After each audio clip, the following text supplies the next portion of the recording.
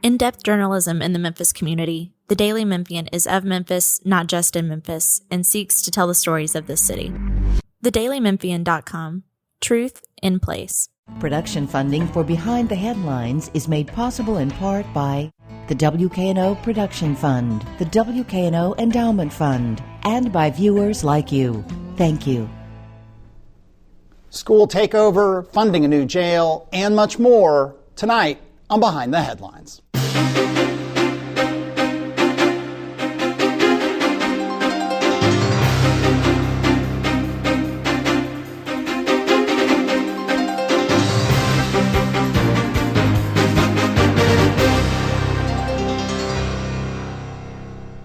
I'm Eric Barnes with the Daily Memphian. Thanks for joining us. I am joined tonight by a roundtable of journalists talking about some of the biggest stories of the week. Laura Testino is with the Daily Memphian. Thanks for being here again. Thanks. Kaylin Johnson is with the Memphis Flyer. Thanks for being here. Yes, thank you. Along with Bill Dries, reporter with the Daily Memphian. We'll talk about all kinds of stories this week. One thing we're not going to talk a bunch about is the storms. We record this Thursday morning. There were storms Wednesday night. Memphis was not hit as hard as some other areas, and certainly in the WKNO viewing area. There are going to be storms Thursday night, Friday morning. So other folks are going to be covering that. We're not skipping over it. It's just not something we can do good real-time information on. But we can talk, Laura, another update about the potential school takeover. I know the sponsors of it don't like calling it a takeover. The change of control, management, and governance of the Memphis-Shelby County school system. Give us the current update, and we'll talk it through. Yeah, so we have two different versions of the bill right now going through the House and the Senate. It most recently passed the House Education Committee on Wednesday. And in that committee, Representative Mark White, who's really led the charge on this takeover action, brought his version of the bill, which would strip the elected leadership of all of their powers and duties and cede all of that to a state-appointed board of managers who would be residents from Shelby County, which Representative White feels is really key to talking about whether or not it's that takeover or intervention. It is modeled after legislation in Texas that allowed for the takeover of Houston's school district. Also in that bill would allow for charter schools to expand in Memphis in ways that are reminiscent of what the Achievement School District did by converting existing public schools into charter schools if the state suggests to do so.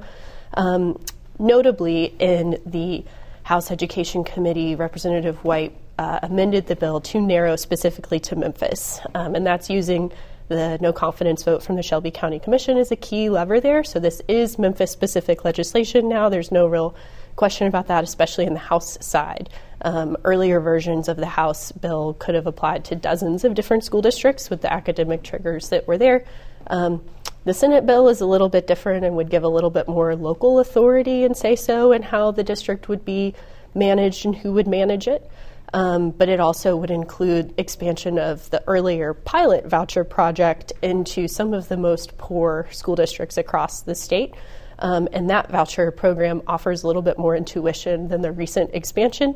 So it would allow vouchers to expand in Memphis in a way that gives families of any income level more money to take to private schools. And on that voucher part, that's over and above the expanded voucher program that was passed earlier in this legislative session. That's right, yes. And you mentioned the Achievement School District. That was a statewide effort of, a decade plus ago to intervene in what then was Memphis City Schools, or then the combined schools. I lose track a little bit of the details, and put the bottom 5% of schools in the state, most of which were in Memphis, Shelby County, into the Achievement School District managed by the state. There were about 20 schools at the peak, a lot of charter operators.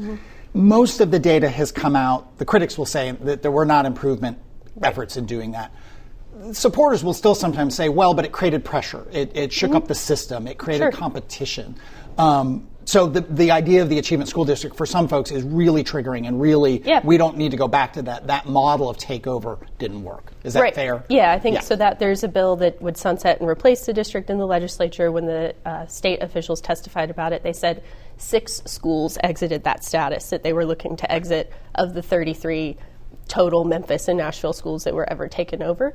And so new turnaround measures would be placed into that. But to your point about the pressures, it did create kind of create the I-Zone, Innovation Zone, within Memphis Shelby County Schools, which interim superintendent Roderick Richmond was an architect of and wants to bring back. It was dismantled last year under Superintendent Marie Fagans, but we could expect board members to hear in his budget proposal that would come back. Weren't some of the I-Zone schools, just on a data point of view, were more successful than the ASD schools?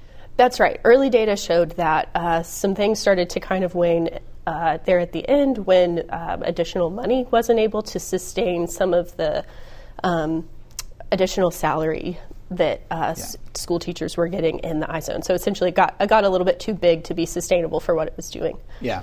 Let me bring you in, Bill. I mean, we've covered schools since, well, before the show. You've covered schools certainly since the show. It's been a constant topic. It gives me a little, reminders of the early shows when we were talking about ASD and I-Zone and mergers and so on. One, your thoughts on this takeover and where it's shaping up. And then it also, in some ways, overlaps with some potential changes with school board elections and with the groundbreaking of a new high school in Fraser. All right. I think that what strikes me is that there is some discussion now on the county commission about whether the no confidence resolution that they approved, which was limited to the school board members who favored getting rid of Marie Fagans, whether that triggered the school takeover bill, that we wouldn't be here if the commission had just left it alone. I don't think that's the case. I think there was going to be takeover legislation of some kind, and it was going to be pointed right at Memphis Shelby County Schools. Is that, sticking with that for a second, I'm glad you brought that up. Is it that when that vote was taken, it was not public knowledge that could enable be used in future legislation to take over the school district, right? I mean, what was on the table was, we don't agree with where you're going with this Marie Fagans firing. Yeah. So it wasn't like the county commission said, well, this is in the takeover bill, let's do no confidence in the school board and anything, and let's bring in a board of management. That wasn't the case at all. Okay. Let's stay. You and Laura both covered this opening of the groundbreaking of the Fraser High School, and again, there's some changes potentially happening on how school board members are elected. Go into those. The Fraser High School, the new Fraser High School, is being built on the campus of the original Fraser High School and the MLK Prep Charter School that also was in the school. This is a really big moment for new school construction within the city of Memphis. This project had a lot of delays, price estimates that went from just under $100 million to something like $212 million. Now it's at $112 million. And the most important comment of the whole event, I think, was Mayor Lee Harris saying, this opens the door to new school construction elsewhere in our city. We'll come back to that, but your thoughts, again, MLK Prep, which is a charter school, and then Fraser High will be a public MCS school. Talk about that, and you covered it as well. Yeah, I mean, I think that this school really kind of is a lens for looking at all of the major kind of topics, issues for Memphis Shelby County Schools and Memphis Public Education.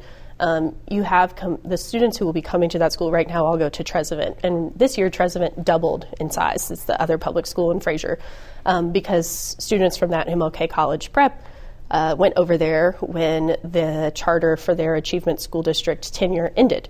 And so you saw that high school turnaround in high school is really hard. If you think about, like, if you're behind in kindergarten and that compounds over time, when you're entering ninth grade, it's a lot harder to kind of change what your academic performance might look like to get you on grade level. And so the high school turnaround was already hard.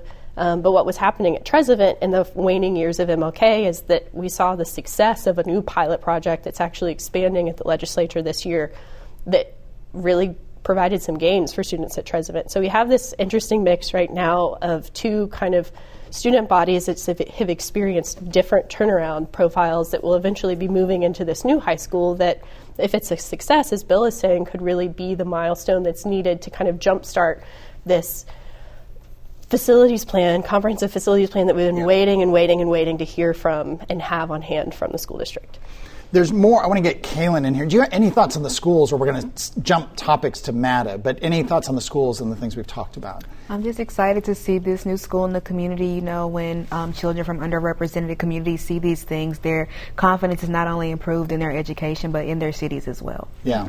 You've been covering, we're going to come back to some school things if we have time, but I want to bring you in. We've covered MATA. There was news, it was a week ago now, but some folks may not have noticed some changes at MATA. Talk about that. Yes, so former MATA interim CEO Bakara Malden has been let go of the agency, and this announcement comes after the Board of Commissioners and the current TransPro consultants, who are the current administrations, let the public know that someone is on administrative leave following some things that they found in their financial audits of someone who had control of an American Express card with changes ranging from PayPal, Venmo.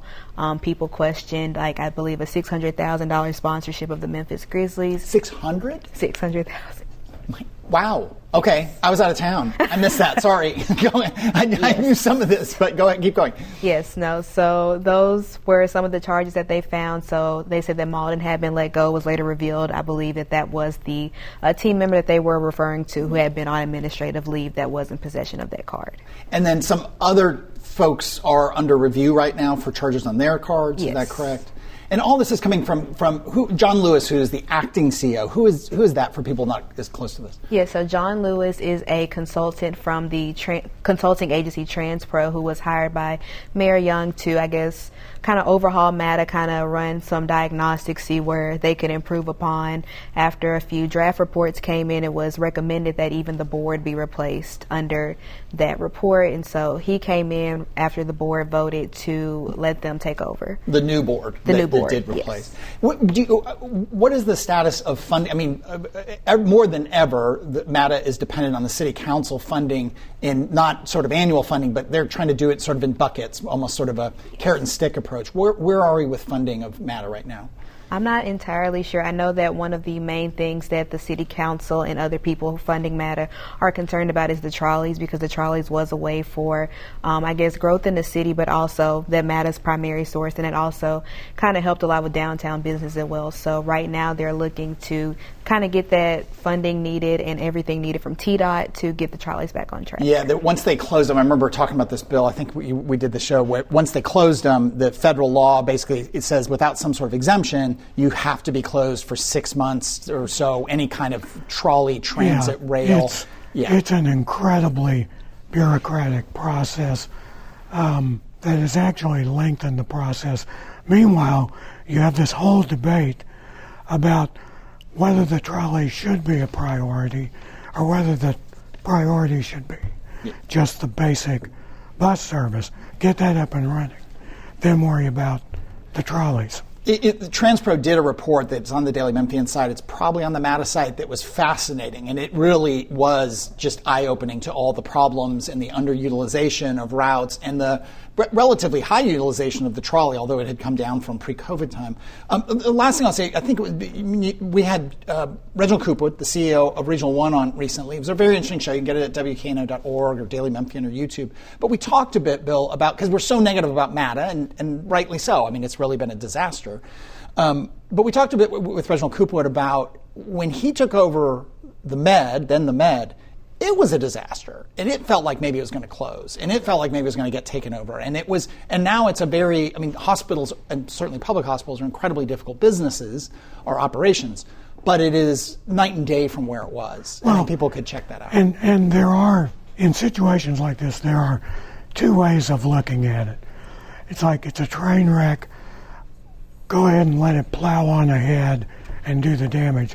The other way of looking at it is, this is a golden opportunity for someone who is really going to be given free rein to remold this transit system. And again, Dr. Coopwood, although he was very humble about it, I mean, he was the leader that did do that kind of transformation, and talked a bit about that on that show, about what it took and the people and the trust and the steps you have to take. So speaking of problems. Let's turn to the jail. There is a proposal. I mean, the jail has had, the Shelby County Jail, 201 Poplar, has had a series of both, some 200 deaths or something plus over the last few years. It is, at some point, there were no locks on the doors.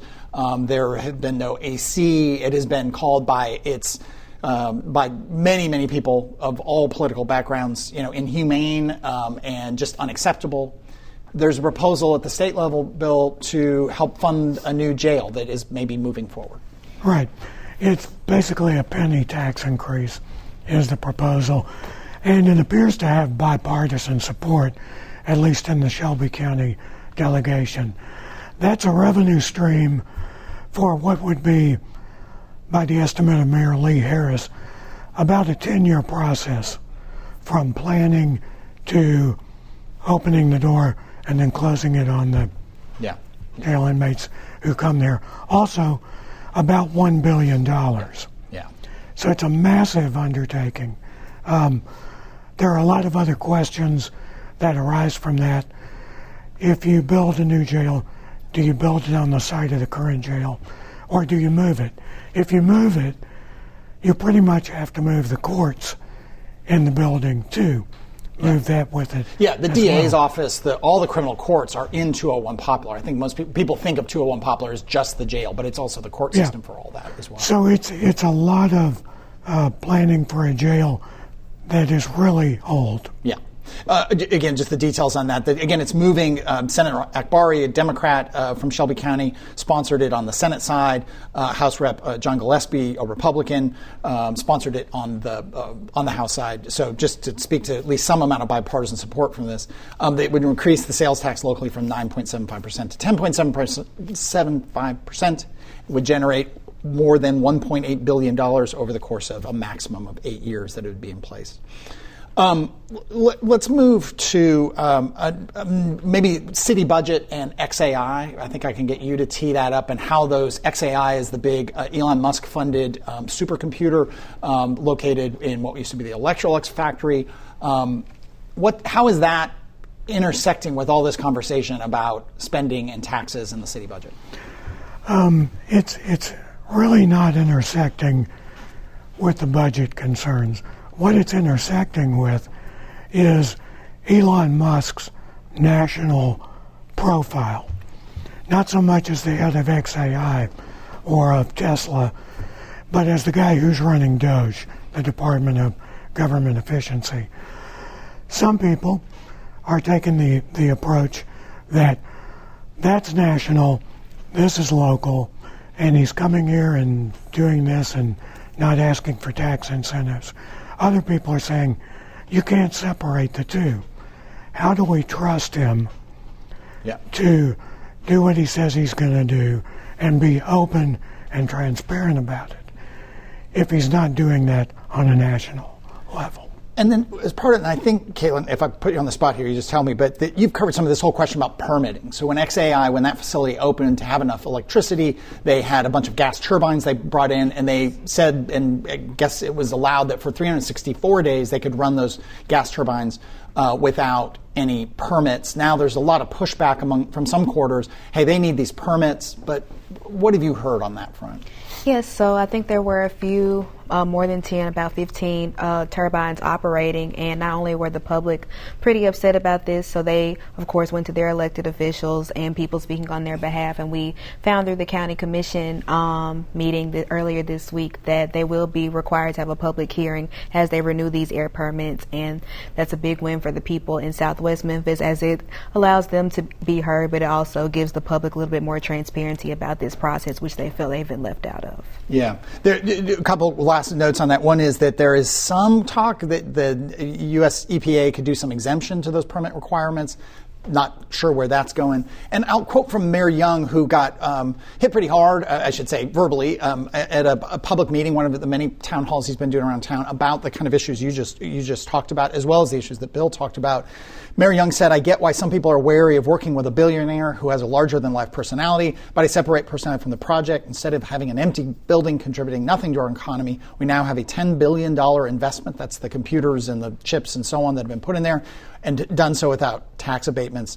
He also pointed to the XAI is helping to build this $80 million gray water facility to recycle wastewater for XAI, the Nucor steel plant, and the TVA power plant back down there. So all really complicated competing interests, Bill, that are hard to shake out. And on top of that, well, first of all, as we speak, Sam Hardiman's series on Elon Musk is currently running. The debut of that series came up, I believe, Tuesday. Yeah. So more on that to come, and it's really must-read material. But the other thing is, in the midst of all this, Michelle Taylor, Dr. Michelle Taylor of the Health Department, has used this opportunity to basically say the Health Department needs to be more involved in planning, zoning, and development cases. And this is Exhibit A for why that needs to happen. With just 5 minutes left, I want to circle back to some school stuff. And you did a profile of the interim superintendent, Roderick Richmond. Talk about where that stands and, again, relative to this whole takeover movement that's coming from the state capitol. Sure. So he sat down with some reporters in the last couple of weeks to just talk, about his plans for moving forward. He, has pretty much had the support of the majority of the board that appointed him. And I think that we'll see how much that support carries as the budget process goes, which I would expect to be scrutinized a little bit more this year, since it's where so many of the hiccups eventually came out with frustrations about the way that Fagans led the district. So he's said that he wants to reorganize the district into 4 different regions, with a 5th region being for those innovative zone, I-zone, lowest performing schools as a turnaround district. And then importantly, earlier this week, the school board approved a contract for him, his formalized contract since his appointment in January. A lot of those things are what we would have expected to see in a contract. He's getting the same pay, which was how the school board handled Tony Williams as interim, coming in after Joris Ray. Same pay that they were getting in their previous position, or as the previous superintendent? As the previous superintendent. So Marie Fagans was making $400 plus? $325. Like I said, $325? Okay, so he was brought to that. Okay. Yes, Dr. Richmond was brought to $325. A notable absence in his contract, however, is the ethics clause. This ethics clause came into Dr. Marie Fagans' contract, was seen kind of as an answer to the lack of tools maybe that the school board had in its disposal to fire former Superintendent Joris Ray. And no such contract appears in Dr. Richmond's contract. That clause was used when Dr. Fagans was fired. Yeah. Well, how long is the contract? It is for 18 months, which is about how we would expect a search to last. You mentioned Joris Ray. The 400 plus, I think it was 450, is what the school board paid Joris Ray after they forced him out because of accusations of sleeping with members of his staff. So that's where the 400 That is where the 400, okay, I just want to remind everyone of that. Yes. Bill, with just a minute left here, Senator Brent Taylor has been, trying to put pressure on and even remove DA Steve Mulroy. He has changed tacks on that, directions with that up at the legislature. Give us maybe a quick update on that. His original proposal was a call for a bipartisan committee to take a look at how Steve Mulroy has acted as DA, his actions, whether there's any call there for trying to remove him. Now he says what he's going to do. He actually said this. He said, Mulroy has a point, a good point. He said, this could be seen as being partisan. So therefore, he is asking the Tennessee Supreme Court to appoint a panel to report to it on whether there are issues with Mulroy's performance. He also denies that he has changed the method here because he lacks the votes to pass his original idea. Yeah, Mulroy told the Daily Memphian in an email, said, this is Steve Mulroy, said, looks like Taylor doesn't have the votes in the legislature for his removal bill. Taylor countered, we had the votes. I was prepared to move forward. But just paraphrasing, he wanted to go in this other direction. I thought it was interesting, with just a minute left, we had CJ Davis, the police director, on a couple weeks ago, and she talked about changes, what she saw in the DA's office, about how he is responding and the DA's office is responding to crime, and the implication I took, Chief Davis did not say this, is that the pressure that Steve Malloy has been under has changed how he's responded to things. And people can get that interview at WKNO.org. We also talked about, C.J. Davis spoke about Tyree Nichols, the federal consent decree, and a whole lot of other issues. Again, also that Reginald Coopwood interview is available at WKNO.org. But that is all the time we have this week. Thank you all. Thank you, Kaylin, for being here. We love it. Normally we ask Toby at the end for some sort of update on marijuana legislation, but I will not do that to you as it's your first time, but next time we'll get an update on that as well. That is all the time we have. If you missed any of the show, go to WKNO.org, go to YouTube, go to the Daily Memphian, or download the show as a podcast, wherever you get your podcasts. Jenny Robbins from Church Health on next week. Don't miss it. Thanks very much. We'll see you then.